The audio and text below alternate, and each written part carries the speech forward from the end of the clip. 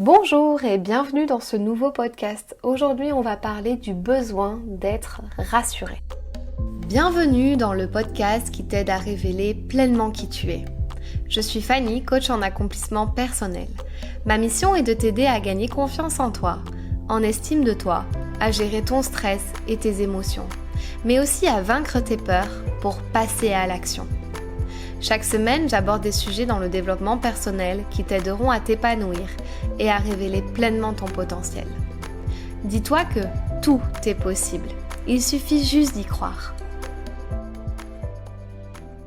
Est-ce que tu as tout le temps le besoin d'être rassuré ?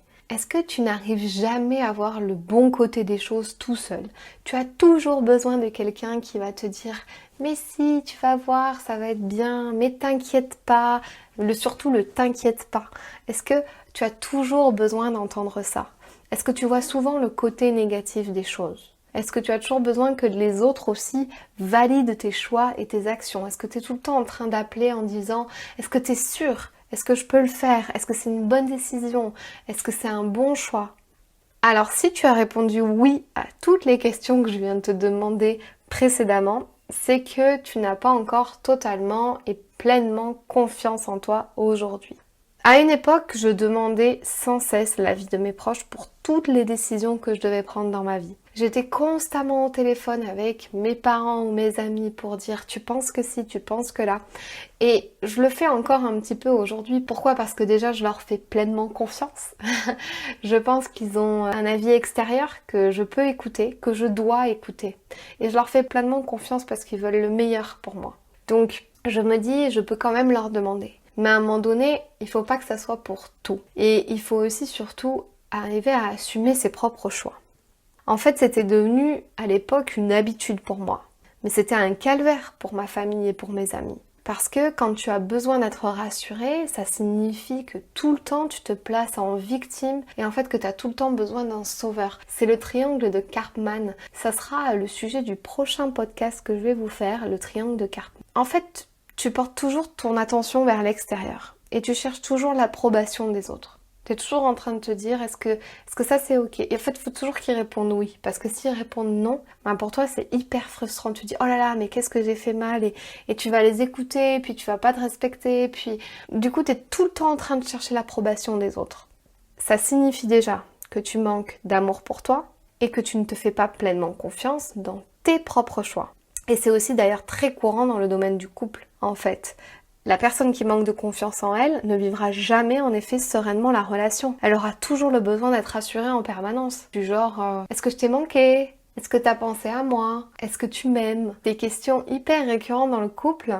Et dans un couple qui ne va pas forcément bien, parce que c'est le cas. Ça veut dire qu'il y en a une qui est pas du tout en confiance, qui a tout le temps le besoin d'être rassurée, qui a pas du tout confiance en elle. Et ça, c'est vraiment courant pour ces personnes qui se positionnent en victime et qui ont tout le temps besoin d'être rassurées. Donc ça traduit vraiment un manque d'estime de soi et la personne peut vraiment en souffrir véritablement. J'ai fait un podcast sur l'estime de soi, je t'invite à l'écouter si tu ne l'as pas déjà fait concernant ce sujet-là. Donc, ce que tu vas faire, en fait, en tant que personne qui a besoin d'être rassurée, en tant que victime, tu vas être toujours en recherche d'amour, toujours en recherche d'affection, en recherche de mots doux.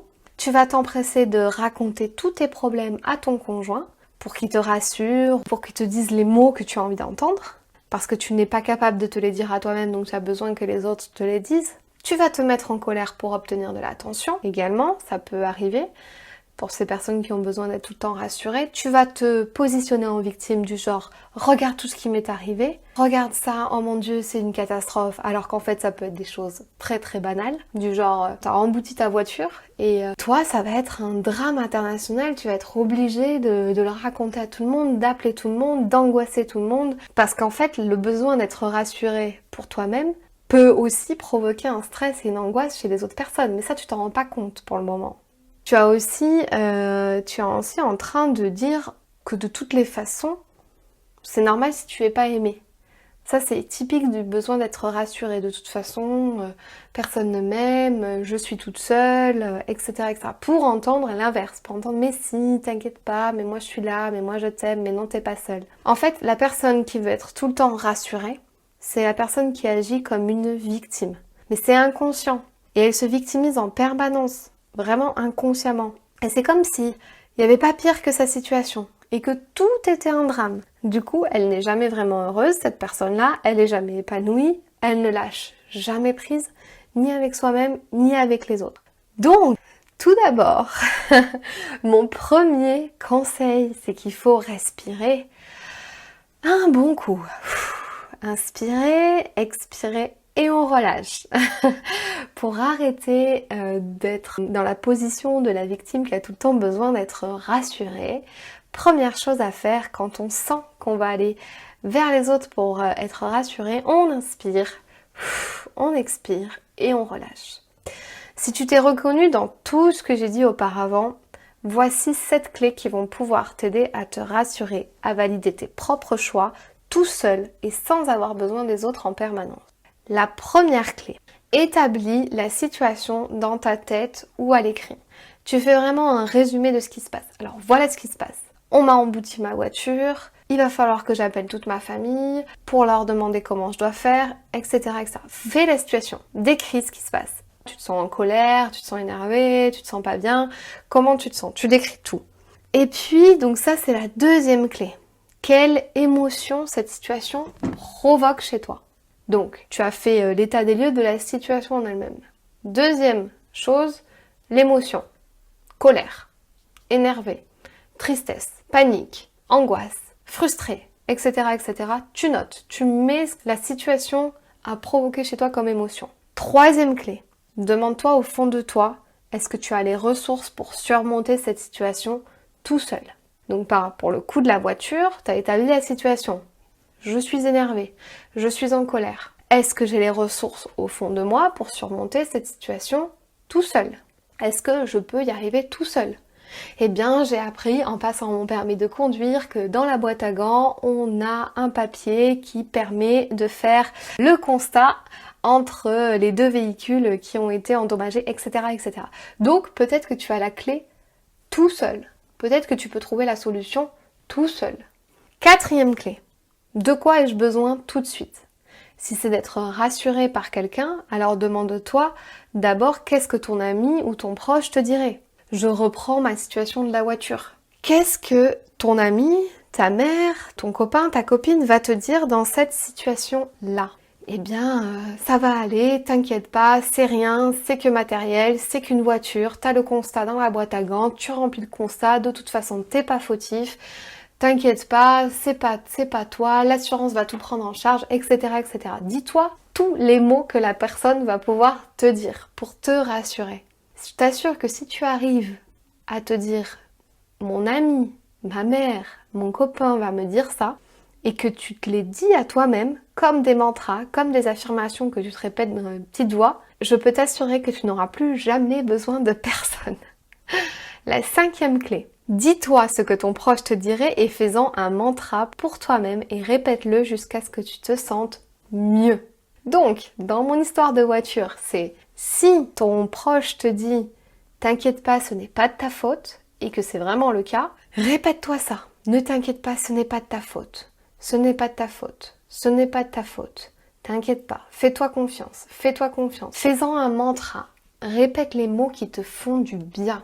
Tu en prends juste, tu extrais de tout ce que la personne, ton proche va pouvoir te dire, tu en extrais juste une petite phrase. Et tu dis exactement les mots que tu as envie d'entendre. La sixième clé. Demande-toi ensuite qu'est-ce que je peux faire d'autre pour être rassurée et avoir pleinement confiance en moi. Qu'est-ce que je peux faire? Quand je dis le mot faire ici, c'est qu'est-ce que je peux faire. Donc c'est comment je peux agir. Agir, action. Comment je peux me mettre en action. Ce besoin d'être rassuré, c'est parce que vous êtes dans l'inaction et que vous allez chercher l'action ailleurs. L'action des autres qui vont vous dire des mots que vous avez envie d'entendre pour être rassuré. Donc soyez dans l'action. Qu'est-ce que je peux faire d'autre pour être rassuré? Eh bien, dans le cas de la voiture, encore une fois, l'accident de voiture, appelez votre assureur et expliquez-lui la solution. C'est un exemple bateau, mais vraiment j'insiste sur ça parce que vous n'êtes pas tout seul et vous n'êtes pas obligé non plus d'angoisser toute votre famille et tous vos proches avec vos histoires pour juste assouvir votre besoin d'être rassuré. Vous avez d'autres personnes à votre disposition, d'autres ressources extérieures qui vont pouvoir vous rassurer et qui en plus sont un avis extérieur à votre situation. La 7e clé, apprends à t'aimer toi-même. J'ai fait une vidéo YouTube sur comment apprendre à s'aimer que je t'invite à aller voir sur YouTube ou alors elle est aussi disponible en réseau podcast. Comment apprendre à s'aimer? C'est vraiment un sujet à part où je donne plusieurs clés à l'intérieur pour vraiment apprendre à s'aimer parce que pour moi tout part de là. Si tu apprends à t'aimer, si tu t'aimes à l'intérieur, tu auras forcément les mots justes pour te rassurer, tout seul. Tu auras vraiment tous les mots qu'il faut, que tu as envie d'entendre à l'intérieur de toi.